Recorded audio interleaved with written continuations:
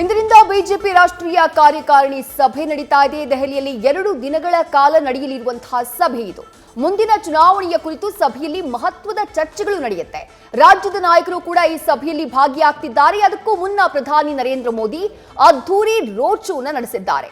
ಮುಖ್ಯಮಂತ್ರಿ ಬಸವರಾಜ ಬೊಮ್ಮಾಯಿ ಅವರು, ಕಟೀಲ್ ಹಾಗೆ ಬಿಎಸ್ ಯಡಿಯೂರಪ್ಪ ಕೂಡ ಈ ಸಭೆಯಲ್ಲಿ ಭಾಗಿಯಾಗ್ತಿದ್ದಾರೆ. ಸಭೆಯಲ್ಲಿ ರಾಜ್ಯ ಸಾರ್ವತ್ರಿಕ ವಿಧಾನಸಭಾ ಚುನಾವಣೆಯ ಕುರಿತು ಪ್ರಮುಖವಾಗಿ ಚರ್ಚೆ ನಡೆಯಲಿದೆ. ಆ ಸಭೆಯಲ್ಲಿ ಭಾಗಿ ಆಗುವುದಕ್ಕೂ ಮುನ್ನ ದೆಹಲಿಯಲ್ಲಿ ಪ್ರಧಾನಮಂತ್ರಿ ನರೇಂದ್ರ ಮೋದಿ ಅವರು ಪಟೇಲ್ ಚೌಕ್ನಿಂದ ಪಾರ್ಲಿಮೆಂಟರಿ ಸ್ಟ್ರೀಟ್ ತನಕ ರೋಡ್ ಶೋನ ನಡೆಸುತ್ತಿದ್ದಾರೆ. ಅದ್ಧೂರಿ ರೋಡ್ ಶೋ ಸಂದರ್ಭದಲ್ಲಿ ಪ್ರಧಾನಿ ನರೇಂದ್ರ ಮೋದಿ ಅವರಿಗೆ ಜನರಿಂದ ಗ್ರ್ಯಾಂಡ್ ವೆಲ್ಕಮ್ ಸಿಗ್ತಾ ಇದೆ. ಕರ್ನಾಟಕ ಸೇರಿ 9 ರಾಜ್ಯಗಳಲ್ಲಿ ಈ ವರ್ಷ ವಿಧಾನಸಭಾ ಚುನಾವಣೆ ನಡೀತಾ ಇದೆ. ಆ ಚುನಾವಣೆಯ ಹಿನ್ನೆಲೆಯಲ್ಲಿ ರಾಷ್ಟ್ರೀಯ ಕಾರ್ಯಕಾರಿಣಿ ಸಭೆ ನಡೀತಾ ಇರುವುದು. ರಾಜ್ಯದ ಸಂಘಟನೆ ಬಗ್ಗೆ ಸಭೆಯಲ್ಲಿ ಚರ್ಚೆಯನ್ನ ಮಾಡಲಾಗುತ್ತೆ. 2024ರ ಲೋಕಸಭಾ ಚುನಾವಣೆ ಕುರಿತು ಕೂಡ ಈ ಕಾರ್ಯಕಾರಿಣಿಯಲ್ಲಿ ಚಿಂತನೆ ನಡೆಯಲಿದೆ. ಗುಜರಾತ್ನಲ್ಲಿ ಅದ್ಭುತವಾದಂತಹ ವಿಕ್ಟರಿಯನ್ನ ಪಡೆದಂತಹ ಬಳಿಕ ಕೇಂದ್ರ ಮಟ್ಟದಲ್ಲಿ ನಡೀತಾ ಇರುವಂತಹ ಮೊದಲ ಪ್ರಮುಖವಾದಂತಹ ದೊಡ್ಡ ಮಟ್ಟದ ರಾಷ್ಟ್ರೀಯ ಕಾರ್ಯಕಾರಿಣಿ ಸಭೆ ಇದು. ಆ ಸಭೆಗೂ ಮುನ್ನ ಪ್ರಧಾನಿ ನರೇಂದ್ರ ಮೋದಿ ಅವರು ರಾಷ್ಟ್ರ ರಾಜಧಾನಿಯಲ್ಲಿ ಪಟೇಲ್ ಚೌಕ್ನಿಂದ ಪಾರ್ಲಿಮೆಂಟರಿ ಸ್ಟ್ರೀಟ್ ತನಕ ಅದ್ಧೂರಿಯಾದಂತಹ ರೋಡ್ ಶೋನ ನಡೆಸಿದ್ದಾರೆ. ಪ್ರಧಾನಿ ನರೇಂದ್ರ ಮೋದಿ ರೋಡ್ ಶೋ ನಡೆಸುವಂತಹ ಸಂದರ್ಭದಲ್ಲಿ ಹೂ ಮಳೆಯನ್ನ ಸುರಿಸಿ ಪ್ರಧಾನಿ ನರೇಂದ್ರ ಮೋದಿ ಅವರನ್ನ ಸ್ವಾಗತಿಸಲಾಗ್ತಾ ಇದೆ. ಆ ದೃಶ್ಯಗಳನ್ನ ನಾವು ಗಮನಿಸ್ತಾ ಇದ್ದೀವಿ. ಗುಜರಾತ್ನ ಗೆಲುವಿನ ಬಳಿಕ ದೊಡ್ಡ ಮಟ್ಟದ ಒಂದು ಸಭೆಯನ್ನ ಕೇಂದ್ರ ಬಿಜೆಪಿ ನಾಯಕರು ಆಯೋಜನೆ ಮಾಡಿರುವುದು. ಪಟೇಲ್ ಚೌಕ್ನಿಂದ ಪಾರ್ಲಿಮೆಂಟರಿ ಸ್ಟ್ರೀಟ್ ತನಕ ಪ್ರಧಾನಿ ನರೇಂದ್ರ ಮೋದಿ ಈ ರೋಡ್ ಶೋನ ನಡೆಸಿದ್ದಾರೆ. ಅದಾದ ಬಳಿಕ ರಾಷ್ಟ್ರೀಯ ಕಾರ್ಯಕಾರಿಣಿ ಸಭೆಯಲ್ಲಿ ಪ್ರಧಾನಿ ನರೇಂದ್ರ ಮೋದಿ ಭಾಗಿಯಾಗ್ತಾರೆ. ಆ ಸಭೆಯಲ್ಲಿ ಮುಂಬರುವ ದಿನಗಳಲ್ಲಿ ಎದುರಾಗ್ತಾ ಇರುವಂತಹ 9 ರಾಜ್ಯಗಳ ವಿಧಾನಸಭಾ ಚುನಾವಣೆಯ ಬಗ್ಗೆ ಮಹತ್ವದ ಚರ್ಚೆಗಳು ನಡೆಯಲಿವೆ. ಮತ್ತಷ್ಟು ಡೀಟೇಲ್ಸ್ ನಮ್ಮ ಪ್ರತಿನಿಧಿ ಚಂದ್ರಮೋಹನ್ ನೀಡ್ತಾ ಹೋಗ್ತಾರೆ. ಚಂದ್ರಮೋಹನ್, ಮೊದಲನೇದಾಗಿ ರಾಷ್ಟ್ರೀಯ ಕಾರ್ಯಕಾರಿಣಿಯಲ್ಲಿ ನಡೆಯುವಂತಹ ಚರ್ಚಾ ವಿಷಯಗಳು ಏನೇನು, ರಾಜ್ಯಕ್ಕೆ ಸಂಬಂಧಪಟ್ಟ ಹಾಗೆ ಏನೆಲ್ಲ ಚರ್ಚೆಗಳಾಗಬಹುದು ಅನ್ನುವಂತಹ ಕುತೂಹಲ, ಅದರ ಜೊತೆಗೆ ಬಹಳ ಪ್ರಮುಖವಾಗಿ ರಾಷ್ಟ್ರ ರಾಜಧಾನಿಯಲ್ಲಿ ಪ್ರಧಾನಿ ನರೇಂದ್ರ ಮೋದಿ ಅವರು ನಡೆಸಿರುವಂತಹ ಈ ರೋಡ್ ಶೋ ಇದೆಯಲ್ಲ, ಇದು ಕೂಡ ಸಾಕಷ್ಟು ಕುತೂಹಲಕ್ಕೆ ಕಾರಣ ಆಗ್ತಾ ಇದೆ. ಚಂದ್ರಮೋಹನ್. ಹೌದು ವಿದೇಶಿ ಬಿಜೆಪಿ ಪಕ್ಷ 4 ತಿಂಗಳಿಗೊಮ್ಮೆ ತನ್ನ ರಾಷ್ಟ್ರೀಯ ಕಾರ್ಯಕಾರಿಣಿಯನ್ನ ದೇಶದ ಬೇರೆ ಬೇರೆ ರಾಜ್ಯಗಳಲ್ಲಿ ನಡೆಸುತ್ತೆ. 4 ತಿಂಗಳ ಹಿಂದೆ ತೆಲಂಗಾಣದ ಹೈದರಾಬಾದ್ ನಲ್ಲಿ ಬಿಜೆಪಿ ರಾಷ್ಟ್ರೀಯ ಕಾರ್ಯಕಾರಿಣಿ ನಡೆದಿತ್ತು. ಅದಾದ ಬಳಿಕ ಈಗ ರಾಷ್ಟ್ರ ರಾಜಧಾನಿ ದೆಹಲಿಯ NMDC ಸೆಂಟರ್ ನಲ್ಲಿ ರಾಷ್ಟ್ರೀಯ ಕಾರ್ಯಕಾರಿಣಿಯನ್ನ ಇಂದು ಮತ್ತು ನಾಳೆ ಬಿಜೆಪಿ ಪಕ್ಷ ನಡೆಸ್ತಾ ಇದೆ. ಇನ್ನು ಸ್ವಲ್ಪ ಹೊತ್ತಿನಲ್ಲೇನೆ ರಾಷ್ಟ್ರೀಯ ಕಾರ್ಯಕಾರಿಣಿ ಆರಂಭವಾಗುತ್ತೆ. ಮುಖ್ಯವಾಗಿ ರಾಷ್ಟ್ರೀಯ ಕಾರ್ಯಕಾರಿಣಿಯಲ್ಲಿ ರಾಷ್ಟ್ರದ ಪ್ರಮುಖ ವಿಷಯಗಳ ಬಗ್ಗೆ ಚರ್ಚೆಯನ್ನ ಬಿಜೆಪಿ ಪಕ್ಷದ ನಾಯಕರುಗಳು ನಡೆಸ್ತಾರೆ. ಈ ರಾಷ್ಟ್ರೀಯ ಕಾರ್ಯಕಾರಿಣಿಯಲ್ಲಿ ಪ್ರಧಾನಿ ಮೋದಿ, ಬಿಜೆಪಿ ರಾಷ್ಟ್ರೀಯ ಅಧ್ಯಕ್ಷರು, ಜೊತೆಗೆ ಬಿಜೆಪಿಯ ಪದಾಧಿಕಾರಿಗಳು ಮತ್ತು ಎಲ್ಲಾ ರಾಜ್ಯಗಳ ಅಧ್ಯಕ್ಷರು ಮತ್ತು ಬಿಜೆಪಿ ಆಳ್ವಿಕೆಯ ರಾಜ್ಯಗಳ ಮುಖ್ಯಮಂತ್ರಿಗಳು, ಉಪಮುಖ್ಯಮಂತ್ರಿಗಳು ಮತ್ತು ಸಚಿವರುಗಳು ಕೂಡ ಭಾಗವಹಿಸಿದ್ದಾರೆ. ಈ ರಾಷ್ಟ್ರೀಯ ಕಾರ್ಯಕಾರಿಣಿಯಲ್ಲಿ ಮುಖ್ಯವಾಗಿ ಈಗ ದೇಶದಲ್ಲಿ ಇರ್ತಕ್ಕಂತಹ ಪ್ರಮುಖ ವಿಷಯಗಳ ಬಗ್ಗೆ ಚರ್ಚೆಯನ್ನ ನಡೆಸಿ ಅದರ ಬಗ್ಗೆ ನಿರ್ಣಯವನ್ನ ಅಂಗೀಕರಿಸಲಾಗುತ್ತೆ. ಈಗ ಮುಖ್ಯವಾಗಿ ಕೇಂದ್ರದಲ್ಲಿ ಪ್ರಧಾನಿ ನರೇಂದ್ರ ಮೋದಿ ಅವರ ನೇತೃತ್ವದಲ್ಲೇ ಬಿಜೆಪಿ ಮತ್ತು NDA ಸರ್ಕಾರ ಅಸ್ತಿತ್ವದಲ್ಲಿದೆ. ಹೀಗಾಗಿ ಮೋದಿ ಸರ್ಕಾರದ ನಿಲುವುಗಳ ಬಗ್ಗೆ ಮತ್ತು ತೀರ್ಮಾನಗಳ ಬಗ್ಗೆ ಮೆಚ್ಚುಗೆಯನ್ನು ವ್ಯಕ್ತಪಡಿಸಿ ನಾಳೆ ಸಂಜೆ ನಿರ್ಣಯವನ್ನ ಅಂಗೀಕರಿಸಲಾಗುತ್ತೆ. ಮುಖ್ಯವಾಗಿ ಈಗ ಕೇಂದ್ರ ಸರ್ಕಾರ ತೆಗೆದುಕೊಂಡಂತಹ ತೀರ್ಮಾನಗಳಿಂದ ದೇಶದ ಆರ್ಥಿಕ ಪ್ರಗತಿ ಆಗ್ತಾ ಇದೆ. ಜೊತೆಗೆ ದೇಶದಲ್ಲಿ ಭಯೋತ್ಪಾದನೆ, ನಕ್ಸಲಿಸಮ್ ಇವುಗಳನ್ನ ಮಟ್ಟ ಹಾಕುವಲ್ಲೂ ಕೂಡ ಕೇಂದ್ರ ಸರ್ಕಾರ ದಿಟ್ಟವಾದಂತಹ ತೀರ್ಮಾನಗಳನ್ನ ತೆಗೆದುಕೊಂಡಿದೆ ಅನ್ನುವ ನಿರ್ಣಯಗಳನ್ನ ಅಂಗೀಕರಿಸಲಾಗುತ್ತೆ.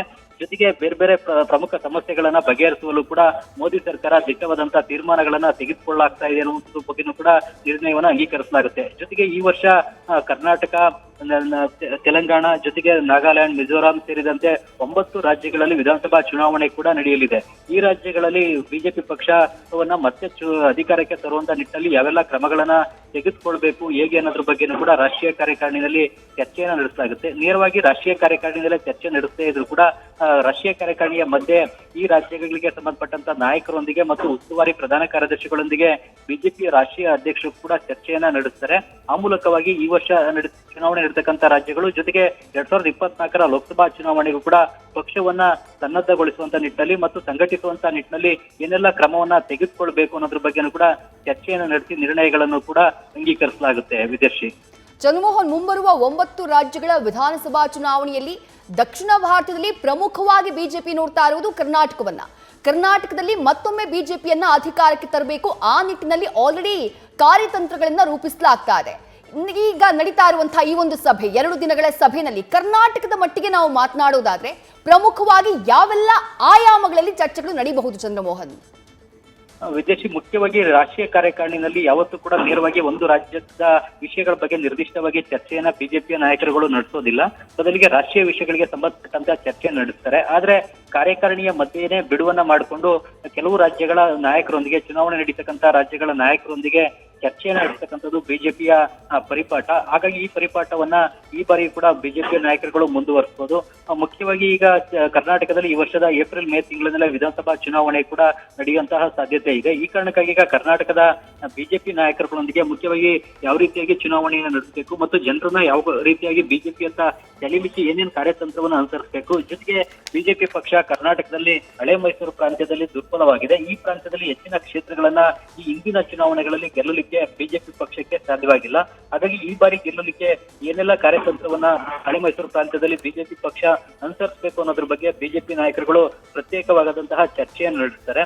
ಇನ್ನುಳಿದಂತೆ ಇದೇ ರೀತಿಯಾಗಿ ಬೇರೆ ಬೇರೆ ರಾಜ್ಯಗಳಲ್ಲೂ ಕೂಡ ಯಾವ್ಯಾವ ಕಾರ್ಯತಂತ್ರಗಳನ್ನು ಅನುಸರಿಸಬೇಕು, ಹೇಗೆ ಅನ್ನೋದ್ರ ಬಗ್ಗೆ ಕೂಡ ಪ್ರತ್ಯೇಕವಾಗಿ ಚರ್ಚೆಯನ್ನು ನಡೆಸ್ತಾರೆ. ವಿನಾ ನೇರವಾಗಿನೇ ರಾಷ್ಟ್ರೀಯ ಕಾರ್ಯಕಾರಿಣಿನಲ್ಲಿ ಒಂದು ನಿರ್ದಿಷ್ಟ ರಾಜ್ಯಕ್ಕೆ ಸಂಬಂಧಪಟ್ಟಂತೆ ಚರ್ಚೆಯನ್ನ ನಡೆಸಲಿಕ್ಕೆ ಹೋಗೋದಿಲ್ಲ. ಅಲ್ಲೇನಿದ್ರು ಕೂಡ ಕೇವಲ ರಾಷ್ಟ್ರೀಯ ವಿಷಯಗಳಿಗೆ ಸಂಬಂಧಪಟ್ಟಂತೆ ಮತ್ತು ಅಂತಾರಾಷ್ಟ್ರೀಯ ಪ್ರಾಮುಖ್ಯದ ವಿಷಯಗಳಿಗೆ ಸಂಬಂಧಪಟ್ಟಂತೆ ಚರ್ಚೆಯನ್ನ ನಡೆಸಿ ನಿರ್ಣಯಗಳನ್ನ ಅಂಗೀಕರಿಸಲಾಗುತ್ತೆ. ಈಗ ಮುಖ್ಯವಾಗಿ ಪ್ರಧಾನಿ ನರೇಂದ್ರ ಮೋದಿ ಅವರು ಕೂಡ ದೆಹಲಿಯ ರಾಷ್ಟ್ರೀಯ ಕಾರ್ಯಕಾರಿಣಿಯ ಸ್ಥಳಕ್ಕೆ ಅಂದ್ರೆ NMDC ಸೆಂಟರ್ಗೆ ಈಗ ರೋಡ್ ಶೋ ಮೂಲಕ ಬರ್ತಾ ಇರತಕ್ಕಂಥದ್ದು ಕೂಡ ವಿಶೇಷ. ಮುಖ್ಯವಾಗಿ ಪ್ರಧಾನಿ ನರೇಂದ್ರ ಮೋದಿ ಅವರು ಯಾವುದೇ ರಾಜ್ಯದ ವಿಧಾನಸಭಾ ಚುನಾವಣೆ ಅಥವಾ ಲೋಕಸಭಾ ಚುನಾವಣೆ ಗೆದ್ದ ಬಳಿಕ ರೋಡ್ ಶೋಗಳನ್ನ ನಡೆಸತಕ್ಕಂಥದ್ದನ್ನ ನಾವು ಸಾಮಾನ್ಯವಾಗಿ ನೋಡಿದ್ದೀವಿ. ಈಗ ರಾಷ್ಟ್ರೀಯ ಕಾರ್ಯಕಾರಿಣಿಗೂ ಕೂಡ ಅವ್ರನ್ನ ಅದ್ದೂರಿಯಾಗಿ ಸ್ವಾಗತ ಮಾಡಬೇಕು ಅನ್ನೋ ಕಾರಣದಿಂದ ಬಿಜೆಪಿ ಪಕ್ಷ ದೆಹಲಿಯ ಪಟೇಲ್ ಚೌಕ್ನಿಂದ ಸಂಸತ್ ಮಾರ್ಗ್ನಲ್ಲಿರುವ NMDC ಸೆಂಟರ್ ವರೆಗೂ ಕೂಡ ರೋಡ್ ಶೋನಲ್ಲೇ ಕರೆಸ್ಕೊಂಡು ಬರ್ಲಿಕ್ಕೆ ತೀರ್ಮಾನವನ್ನ ತೆಗೆದುಕೊಂಡಿತ್ತು. ಅದೇ ರೀತಿಯಲ್ಲಿ ಪ್ರಧಾನಿ ಮೋದಿ ಅವರು ಕೂಡ ಈಗ ರೋಡ್ ಶೋ ನಡೆಸಿ ರಾಷ್ಟ್ರೀಯ ಕಾರ್ಯಕಾರಿಣಿಯ ಸ್ಥಳಕ್ಕೆ ಆಗಮಿಸ್ತಾ ಇದ್ದಾರೆ. ನಾಳೆ ಸಂಜೆ ರಾಷ್ಟ್ರೀಯ ಕಾರ್ಯಕಾರಿಣಿಯ ಸಮಾರೋಪ ಸಮಾರಂಭ ನಡೆಯಲಿದೆ. ಆ ವೇಳೆ ಪ್ರಧಾನಿ ಮೋದಿ ಅವರು ಕೂಡ ರಾಷ್ಟ್ರೀಯ ಕಾರ್ಯಕಾರಿಣಿಯನ್ನ ಉದ್ದೇಶಿಸಿ ಮಾತನಾಡಲಿದ್ದಾರೆ. ಬಿಜೆಪಿ ಪಕ್ಷ ಯಾವ ದಿಕ್ಕಿನಲ್ಲಿ ಸಾಗಬೇಕು ಮತ್ತು ಬಿಜೆಪಿಯ ಕಾರ್ಯಕರ್ತರುಗಳು, ನಾಯಕರುಗಳು ಯಾವ ದಿಕ್ಕಿನಲ್ಲಿ ಮುಂದಿನ ದಿನಗಳಲ್ಲಿ ಕೆಲಸವನ್ನ ಮಾಡಬೇಕು, ಹೇಗೆ ಅನ್ನೋದ್ರ ಬಗ್ಗೆ ಪಕ್ಷದ ಕಾರ್ಯಕರ್ತರು ನಾಯಕರನ್ನ ಉದ್ದೇಶಿಸಿ ಮೋದಿ ಅವರು ಕೂಡ ಮಾತನಾಡ್ತಾರೆ. ಮುಖ್ಯವಾಗಿ ಕೇಂದ್ರ ಸರ್ಕಾರದ ಯೋಜನೆಗಳನ್ನ ಜನರಿಗೆ ತಲುಪಿಸ್ಬೇಕು ಮತ್ತು ಜನರ ಮನೆ ಬಾಗಿಲಿಗೆ ಹೋಗಿ ಜನರನ್ನ ಬಿಜೆಪಿ ಅಂತ ಮನವೊಲಿಸಬೇಕು ಅನ್ನೋದ್ರ ಬಗ್ಗೆ ಬಿಜೆಪಿಯ ನಾಯಕರು ಕಾರ್ಯಕರ್ತರಿಗೆ ಮನವರಿಕೆ ಮಾಡಿಕೊಡುವಂತಹ ಸಾಧ್ಯತೆ ಇದೆ. ವಿದೇಶಿ ಥ್ಯಾಂಕ್ ಯು ಚಂದ್ರಮೋಹನ್ ತಮ್ಮೆಲ್ಲ ಡೀಟೇಲ್ಸ್ಗೆ. ಒಟ್ಟಾರೆಯಾಗಿ ಮುಂಬರುವಂತಹ ದಿನಗಳಲ್ಲಿ ಬರುವಂತಹ 9 ರಾಜ್ಯಗಳ ವಿಧಾನಸಭಾ ಚುನಾವಣೆಗೆ ಸಂಬಂಧಪಟ್ಟ ಹಾಗೆ ಕೂಡ ಮಹತ್ವದ ಚರ್ಚೆ ಈ 2 ದಿನಗಳ ಬಿಜೆಪಿ ರಾಷ್ಟ್ರೀಯ ಕಾರ್ಯಕಾರಿಣಿ ಸಭೆಯಲ್ಲಿ ಆಗುವಂತಹ ಸಾಧ್ಯತೆ ಇದೆ. ಅದರಲ್ಲೂ ಕರ್ನಾಟಕದ ಬಗ್ಗೆ ಹೆಚ್ಚಿನ ಗಮನವನ್ನ ಕೊಡುವಂತಹ ಸಾಧ್ಯತೆ ಇದೆ. ಕರ್ನಾಟಕಕ್ಕೆ ಸಂಬಂಧಪಟ್ಟ ಹಾಗೆ 2023ರ ರಾಜ್ಯ ಚುನಾವಣೆಯ ಕಾರ್ಯತಂತ್ರಗಳ ಬಗ್ಗೆ ಚರ್ಚೆ ಆಗುವಂತಹ ನಿರೀಕ್ಷೆ ಇದೆ. ಆಕಾಂಕ್ಷಿಗಳ ಹಾಗೆ ಶಾಸಕರು, ಸಚಿವರಿಗೆ ಟಿಕೆಟ್ ನೀಡುವಂತಹ ವಿಚಾರ ಚರ್ಚೆಗೆ ಬರಬಹುದು. ಕಾಂಗ್ರೆಸ್ JDS ನಾಯಕರ ಆಪರೇಷನ್ ಕಮಲದ ಬಗ್ಗೆ ಚರ್ಚೆಯಾಗುವಂತಹ ನಿರೀಕ್ಷೆಯನ್ನ ಇಟ್ಟುಕೊಳ್ಳಲಾಗಿದೆ. ಇನ್ನು ಎಲೆಕ್ಷನ್ ವೇಳೆ ರಾಜ್ಯಾಧ್ಯಕ್ಷರ ಬದಲಾವಣೆ ವಿಚಾರ ಏನ್ ಚರ್ಚೆಯಾಗ್ತಾ ಇದೆ, ಆ ಬಗ್ಗೆ ಕೂಡ ರಾಷ್ಟ್ರೀಯ ಕಾರ್ಯಕಾರಿಣಿಯಲ್ಲಿ ವಿಚಾರ ಪ್ರಸ್ತಾಪ ಆಗುವಂತಹ ಸಾಧ್ಯತೆ ಇದೆ. ಇನ್ನು ಎಲ್ಲಿ ರ್ಯಾಲಿ ಮಾಡಿದ್ರೆ 2 ಚುನಾವಣೆಗೆ ಸಹಾಯಕ ಆಗತ್ತೆ ಅಂದ್ರೆ ವಿಧಾನಸಭಾ ಚುನಾವಣೆ ಹಾಗೆ ಲೋಕಸಭಾ ಚುನಾವಣೆ 2 ಚುನಾವಣೆಗೆ ಸಹಕಾರಿಯಾಗುವಂತೆ ಎಲ್ಲಿ ರ್ಯಾಲಿಯನ್ನ ಮಾಡಬೇಕು, ಆ ಬಗ್ಗೆ ನಿರ್ಧಾರವನ್ನ ತೆಗೆದುಕೊಳ್ಳುವಂತಹ ಸಾಧ್ಯತೆ ಇದೆ. ಯಾವ ಭಾಗದಲ್ಲಿ ಪ್ರಧಾನಿ ನರೇಂದ್ರ ಮೋದಿ ಅವರ ರ್ಯಾಲಿಯ ಅವಶ್ಯಕತೆ ಇದೆ, ಆ ಬಗ್ಗೆ ಕೂಡ ಚರ್ಚೆಯನ್ನ ನಡೆಸಲಾಗುತ್ತೆ ಅನ್ನುವಂತಹ ಮಾಹಿತಿ ಲಭ್ಯ ಆಗಿದೆ. 2 ದಿನಗಳ ಕಾಲ ನವದೆಹಲಿಯಲ್ಲಿರುವಂತಹ NDMC ಕನ್ವೆನ್ಷನ್ ಸೆಂಟರ್ನಲ್ಲಿ ಈ ಒಂದು ಬಿಜೆಪಿ ರಾಷ್ಟ್ರೀಯ ಕಾರ್ಯಕಾರಿಣಿ ಸಭೆ ನಡೀತಾ ಇರೋದು. ಗುಜರಾತ್ನಲ್ಲಿ ಗೆಲುವನ್ನ ದಾಖಲಿಸಿದ ಬಳಿಕ ಒಂದು ಮಹತ್ವದ ಸಭೆ ಸದ್ಯ ನಡೀತಾ ಇರೋದು. ಆ ಸಭೆಗೆ ಪ್ರಧಾನಿ ನರೇಂದ್ರ ಮೋದಿ ಅವರು ರೋಡ್ ಶೋ ಮೂಲಕ ಆಗಮಿಸಿದ್ದಾರೆ. ನಾಳೆ ಸಂಜೆ ನಡೆಯುವಂತಹ ಸಮಾರೋಪ ಸಮಾರಂಭದಲ್ಲಿ ಪ್ರಧಾನಿ ನರೇಂದ್ರ ಮೋದಿ ಕಾರ್ಯಕಾರಿಣಿಯಲ್ಲಿ ಕಾರ್ಯಕರ್ತರನ್ನ ಉದ್ದೇಶಿಸಿ ಮಾತನಾಡುವವರಿದ್ದಾರೆ. ರಾಜ್ಯದಿಂದ ಮುಖ್ಯಮಂತ್ರಿ ಬಸವರಾಜ ಬೊಮ್ಮಾಯಿ, ಬಿಜೆಪಿ ರಾಜ್ಯಾಧ್ಯಕ್ಷ ನಳಿನ್ ಕುಮಾರ್ ಕಟೀಲ್ ಹಾಗೆ ಪಾರ್ಲಿಮೆಂಟರಿ ಬೋರ್ಡ್ನ ಸದಸ್ಯರಾಗಿರುವಂತಹ BS ಯಡಿಯೂರಪ್ಪ ಕೂಡ ಈ ಒಂದು ಸಭೆಯಲ್ಲಿ ಭಾಗಿಯಾಗಿದ್ದಾರೆ.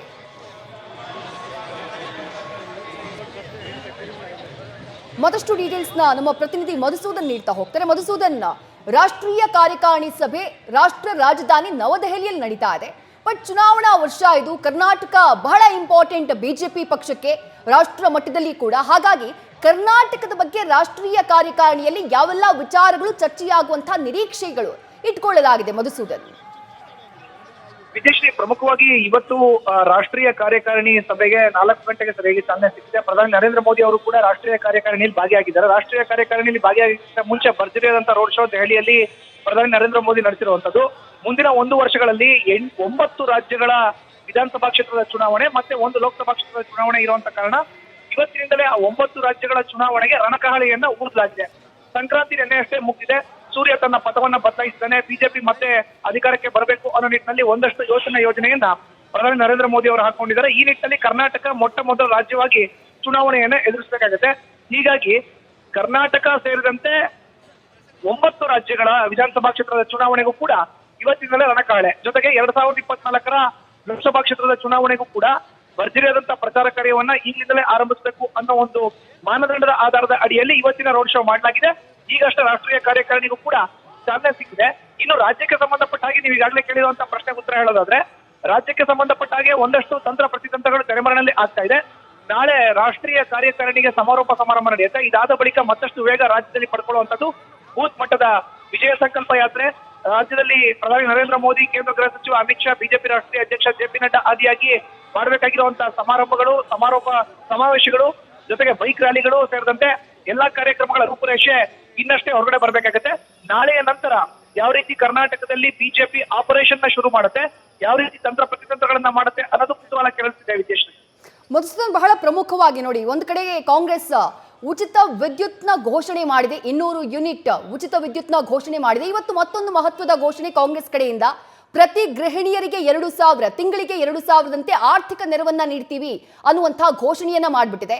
ಚುನಾವಣೆಯ ಸಂದರ್ಭ ಇದು. ಇಂತಹ ಘೋಷಣೆಗಳಿದೆಯಲ್ಲ, ಈ ಫ್ರೀ ಬೀಸ್ ಅಂತ ನಾವು ಏನ್ ಹೇಳ್ತೀವಿ, ಅದಕ್ಕೆ ಸಂಬಂಧಪಟ್ಟ ಹಾಗೆ ರಾಷ್ಟ್ರೀಯ ಕಾರ್ಯಕಾರಿಣಿಯಲ್ಲಿ ಪ್ರತಿತಂತ್ರವನ್ನ ರೂಪಿಸುವಂತಹ ಸಾಧ್ಯತೆ ಇದೆಯಾ ಅಂತ ಹೇಳಿ? ಖಂಡಿತವಾಗ್ಲೂ ಇದ್ರಲ್ಲಿ ಯಾವುದೇ ಅನುಮಾನ ಇಲ್ಲ. ನೋಡಿ, ಇವಾಗ ಕರ್ನಾಟಕಕ್ಕೆ ಸಂಬಂಧಪಟ್ಟ ಹಾಗೆ ಕಾಂಗ್ರೆಸ್ ಇಟ್ಕೊಂಡಿರುವಂತ 2 ಮಹತ್ವದ ವಿಚಾರಗಳು. ಒಂದು, 200 ಯೂನಿಟ್ ವಿದ್ಯುತ್ ಉಚಿತವಾಗಿ ನೀಡುವಂತದ್ದು ಮೊದಲನೇ ಭರವಸೆ.